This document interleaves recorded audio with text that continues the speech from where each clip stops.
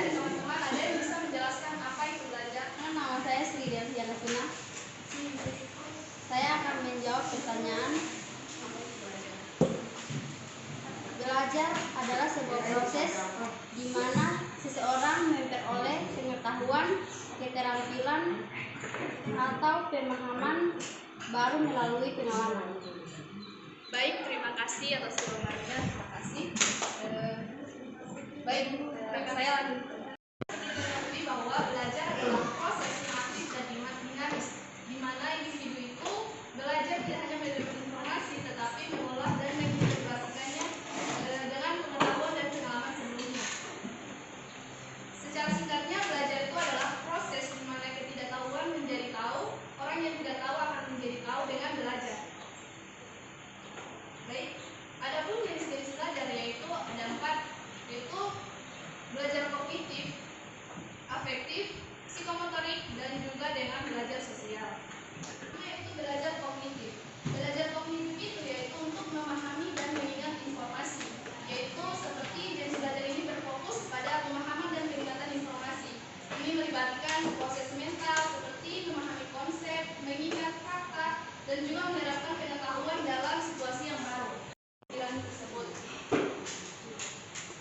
Kemudian adalah belajar afektif, yaitu belajar untuk mengembangkan sikap dan nilai. Belajar ini berkaitan dengan pengembangan sikap dan nilai serta emosi dari suatu individu.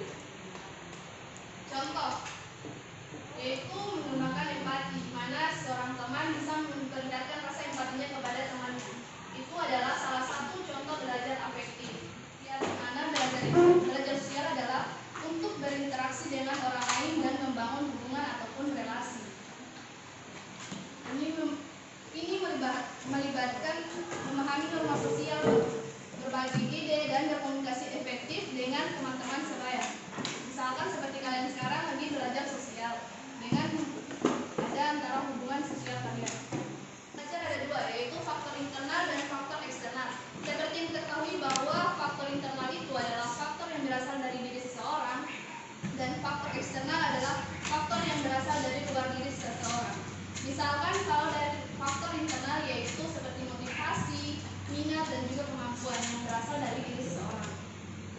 Kemudian ada faktor eksternal yaitu faktor yang berasal dari luar individu, yaitu seperti lingkungan, belajar, metode pembelajaran, dan juga sumber belajar seseorang. Kemudian ada pembelajaran. Nah, pembelajaran adalah proses yang dirancang untuk membantu individu dalam belajar, di mana pembelajaran itu melibatkan interaksi antara guru dan siswa, serta antara siswa dan sumber belajarnya. Kemudian pembelajaran itu bertujuan untuk mencapai tujuan besar yang telah ditentukan.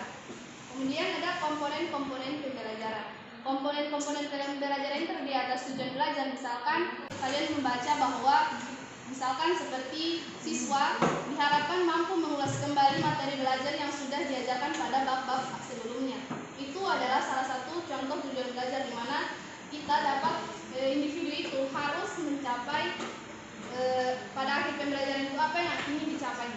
Kemudian ada materi belajar yaitu apa yang nantinya akan dipelajari oleh individu tersebut. Oke, mungkin dari materi kita kali ini, dari materi kita yang kali ini mungkin ada yang ingin bertanya atau ada yang ingin didiskusikan. Silakan. Baik, silakan perkenalkan nama. Perkenalkan, nama saya Nurul.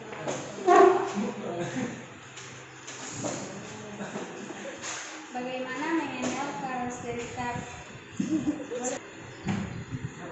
Perkenalkan, nama saya Nurfatmawati Polbulo. Bagaimana mengenal karakteristik dari setiap individu? Pertanyaannya langsung saya jawab ya. Bagaimana cara mengenal karakteristik dari setiap individu? Itu caranya dengan kita melakukan pendekatan, misalkan melakukan observasi dan juga menganalisis serta mengevaluasi dari individu tersebut. Dengan begitu kita dapat mengenal karakteristik dari masing-masing, mana kita dapat melakukan pendekatan, observasi, dan juga evaluasi. Terima kasih.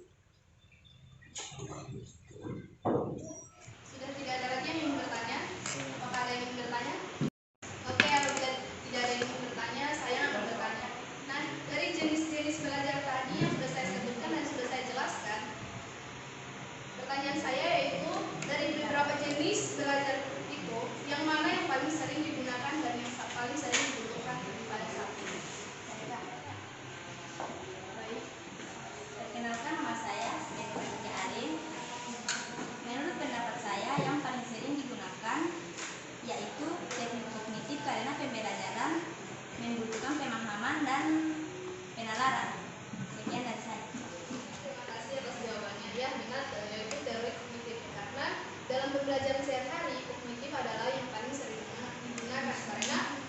pembelajaran sering membutuhkan pemahaman konsep dan juga penalaran. Hal ini juga mencerminkan fokus kurikulum sekolah dan